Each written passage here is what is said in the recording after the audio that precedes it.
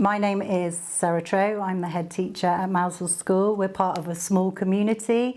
The school is in the centre of Mousehole. We had the Environment Agency and Kier have both been into school on numerous occasions to explain what was going to be happening, showing us the plans, the impact it was going to have. We have a culvert that sits outside, so currently we've got a huge, great big hole in the middle of the playground. They wanted to get the children involved as much as possible, that we were going to paint the hoardings and make them our own and make it special so they knew what was happening. We had 18 4x4 whiteboards that came in, and each of the classes had sessions and the ideas that they'd come up with in the assembly. They set it all up in the hall and they were painting sea life and the harbour. Some of them drew the construction because they're interested in that, to make it their own, so they really valued it. And I think the really special moment was the fact that the Kier members of staff took part in that as well, all the way through the day, chatting away to them, discussing their ideas that they'd come up with, and actually taking part and painting them as well. A real memory for the children to have forever, and it was nice that our very young children,